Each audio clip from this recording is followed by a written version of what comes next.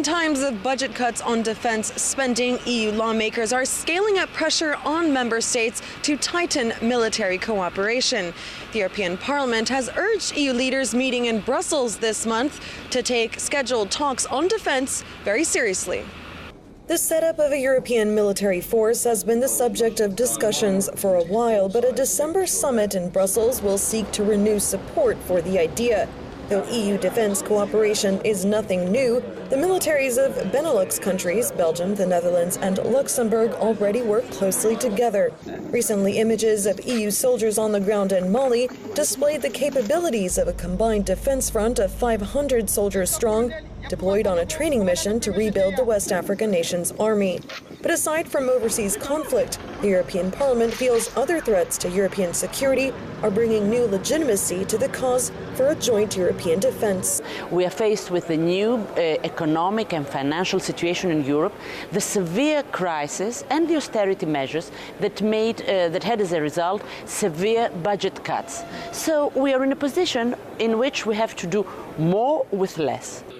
At an event in Brussels, members of the North Atlantic Treaty Organization spoke of American pressures on Europe to invest more in defense and increase the military capabilities of its closest allies.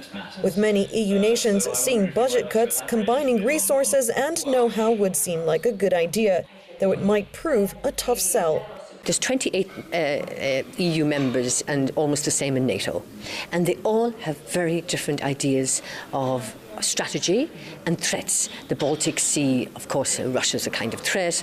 The Spaniards look towards the southern Mediterranean. The Turks have a different kind of threat, of course. And, I mean, if there was a collective or common approach to threats, they might be able to come together and decide, why are we spending taxpayers' money? And this is not explained. Last year, an EU agreement was signed that spelled out rules for how countries could potentially pool and share military resources, but some have branded it a step too far. I think we've got to understand that there are two sort of currents of thought in Europe. On the one hand, you have those that want ever closer union, moving towards an integrated federal superstate called Europe.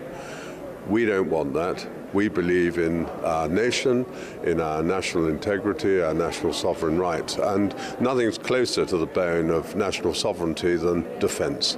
It's thought that once Europe's big three, that's Germany, France, and the UK, agree to move ahead with enhanced EU defense, that plans might gain momentum. But ahead of fighting any kind of military threat, resistance from within Europe to forge a united defense force will first spark a war of words here in Brussels.